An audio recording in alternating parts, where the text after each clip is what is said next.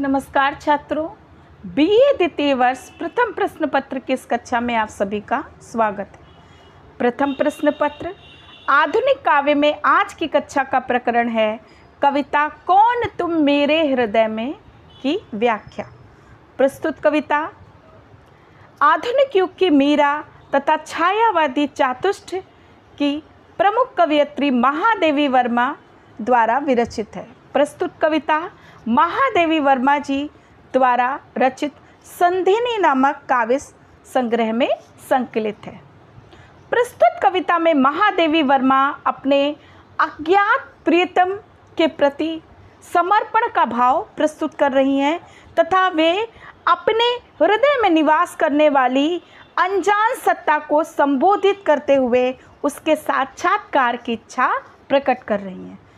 प्रस्तुत कविता में महादेवी वर्मा जी ने अपने अज्ञात अदृश्य प्रियतम के प्रति प्रेम एवं निष्ठा का प्रदर्शन किया है तथा इस कविता में महादेवी वर्मा जी के कौतूहल का भाव भी प्रस्तुत हो रहा है।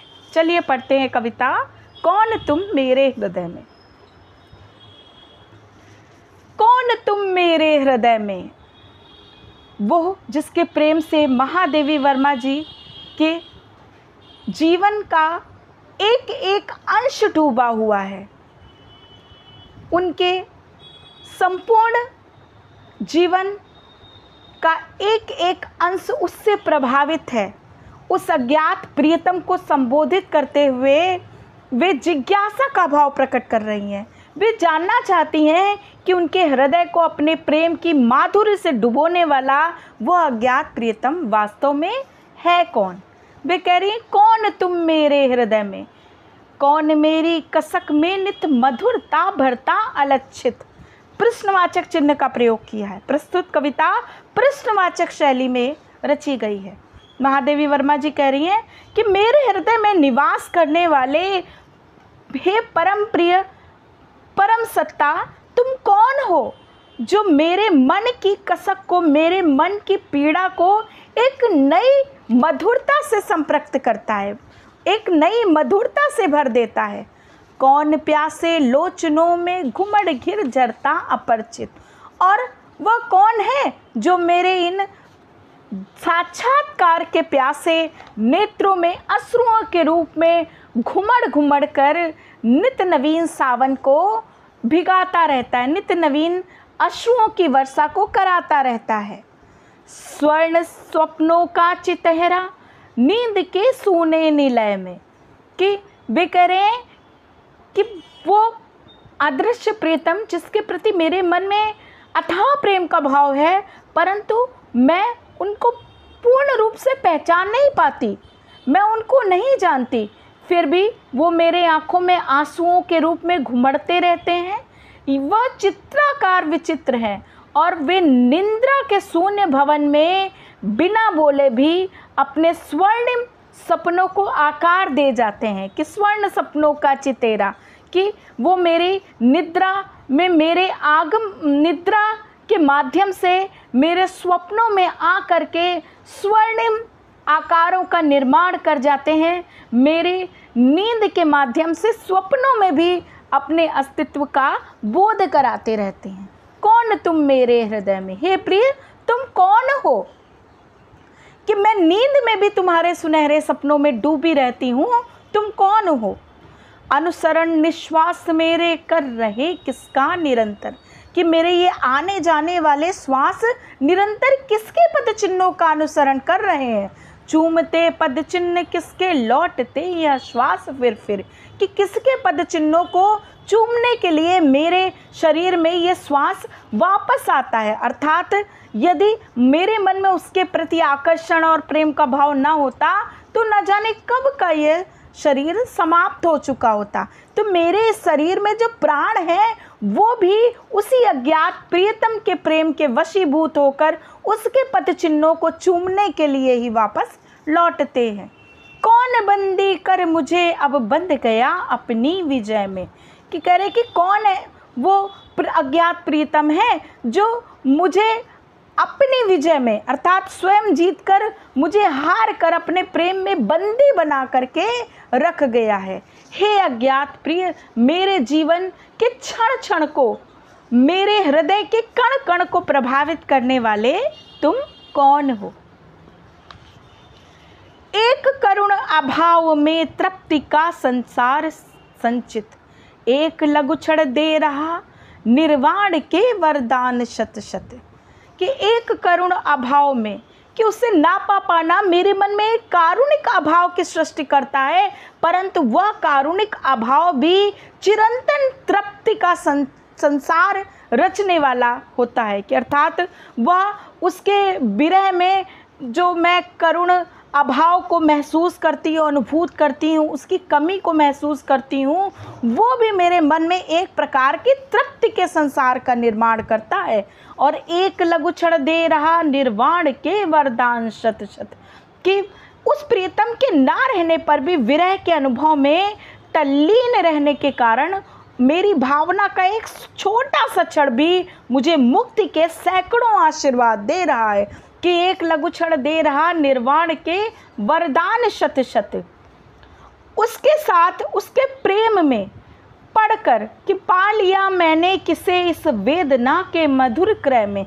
कि मैंने उस प्रेमी को अपनी वेदना के मधुर क्रय से प्राप्त कर लिया है। कि मैंने उसे पाया है और बदले में मुझे क्या मिली है? वेदना मिली है। और मैंने दिया क्या है? स्वयं को। कि मैंने स्वयं को अर्पित करके उसके द्वारा दी गई वेदना का क्रय किया है। परंतु इस सौदे में भी मुझे कहीं से भी घाटा प्रतीत नहीं हो रहा है।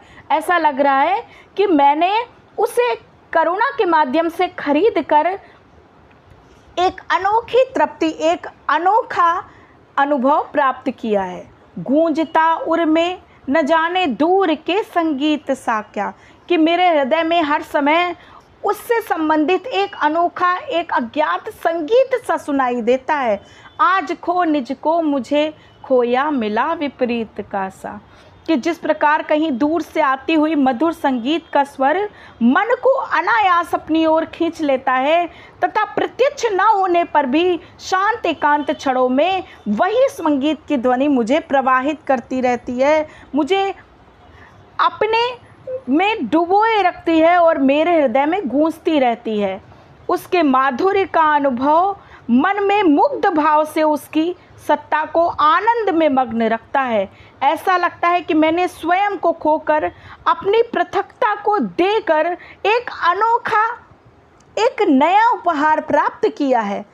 क्या नहा आई विरह निश मधुर, मिलन मधु दिन के उदय में, कौन तुम मेरे हृदय में। कि ऐसा लग रहा है कि मुझे प्रतीत होता है कि विरह की रात्रि संयोग की रक्तिम आभा में नहा आई है।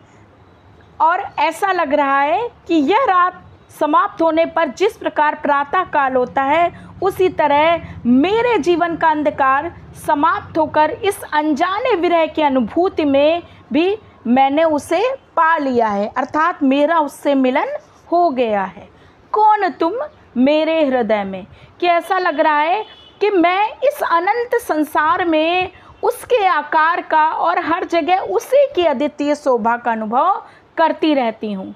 इस प्रकार मेरी सारी निराशा, अंधकार विलीन हो जाता है और यह सभी मिलन के सुख क्षणों में बदल जाता है, परिवर्तित हो जाता है। तो कौन तुम मेरे हृदय में। तिमिर पारावार में आलोक प्रतिमा है अकंपित, आज ज्वाला से बरसता क्यों मधुर घनसार सुरभित। तिमिर अर्थात अंधकार, पारावार अर्थात पारा। तो कवयित्री कह रही है कि कौन अनजाना प्रिय मेरे मन में आ गया है, जिसके प्रभाव से जीवन की निराशा, दुख तथा अंधकार के गहन सागर में भी आशा का अनोखा प्रकाश भर गया है। कि तिमिर पारावार, तिमिर अर्थात निराशा के सागर में एक अनोखी आलोक अर्थात ज्योति की प्रतिमा जो है अकंपित, बिना कांपे अनवरत रूप से स्थिर हो गई है। आज ज्वाला से बरसता क्यों मधुर घनसार सुरभित। कि ऐसा लग रहा है कि आज उस विरह की ज्वाला से भी मधुर वर्षा, सुगंधित वर्षा हो रही है। सुन रही हूँ एक ही झंकार जीवन में प्रलय में। कवयित्री कह रही है कि स्थिर और अविनाशी ज्योति की प्रतिमा दुखों के अपार सागर से घिरे हुए मन में प्रतिष्ठित हो गई है। आज प्रीतम की इच्छा मात्र से ही मेरे जीवन में संताप और कष्ट की आग में भी, अग्नि में भी शांति और सुख तथा शीतलता देने वाला सुरभित कपूर और चंदन बरसने लगा है। सुन रही हूँ और जीवन का हर कण, सुख दुख की हर स्थिति में जिसकी मधुर मधुर स्वर लहरी की झंकार मुझे सुनाई पड़ रही है, वह कौन है? और उसकी मधुर स्वर लहरी मुझे जीवन और मृत्यु दोनों ही अवस्थाओं में एक समान सुनाई दे रही है कि आज प्रलय अथवा मौत में भी मुझे जीवन का ही स्वर, जीवन का ही सुंदर संगीत सुनाई दे रहा है। जन्म और मरण अब मेरे लिए एक रूप हो गए। तो कौन तुम मेरे हृदय में, मूक सुख दुख कर रहे मेरा नया श्रृंगार क्या सा। कि यहाँ पे कवयित्री कह रही है कि मन में प्रियतम की स्थिति के भान के कारण ऐसा प्रतीत होता है कि जैसे जीवन के सुख और दुख चुपचाप मेरा श्रृंगार कर रहे हैं, मुझे सुसज्जित कर रहे हैं। झूम गर्वित स्वर्ग देता नित धरा को प्यार का सा। ऐसा लग रहा है कि मानो झूम कर गर्व से भरा हुआ स्वर्ग स्वयं धरा को अपना प्यार बरसा रहा है। उसी प्रकार मेरे कष्ट से भरे हुए दुखद जीवन में भी सुख की अनुभूति छा गई है। ऐसा लग रहा है कि जैसे गर्व से भरा हुआ स्वर्ग प्रेम के अनुभव से झूमता हुआ स्वयं को नीचे झुकाकर धरा को प्रेम प्रदान कर रहा है। अतः सारी दुनिया आज मेरी सुखद अनुभूति से रोमांचित प्रतीत हो रही है। ऐसा लग रहा है कि जैसे वह भी मेरी ही भांति अपने प्रिय से मिलन करके उसी में समा जाना चाहती है। कि आज पुलकित सृष्टि क्या करने चली अभिसार लय में, कि मुझे ऐसा लग रहा है कि मैं स्वयं प्रसन्न हूँ और वही प्रसन्नता का प्रतिबिंब मुझे सृष्टि के हर कार्य व्यापार में दिखाई दे रहा है। तो ऐसा लग रहा है कि मेरी प्रसन्नता, मेरी मादक प्रसन्नता में पुलकित होकर के सृष्टि भी स्वयं अभिसार करने चल पड़ी है। तो आज सारी दुनिया रोमांचित है और मुझे लग रहा है कि यह सब मेरे मन में बसने वाले उसी अज्ञात प्रियतम की कृपा से संभव हुआ है। तो पता नहीं वह कौन है जिसके हृदय में छिपे होने से, बसे होने से मुझे ऐसे अनुभव हो रहे हैं। तो यहाँ पर अज्ञात अव्यक्त प्रियतम के प्रति प्रेम का, निष्ठा का भाव तथा प्रेम में पड़कर व्यक्ति के दुख भी सुख में परिवर्तित हो जाते हैं, इस भाव को प्रदर्शित किया गया है।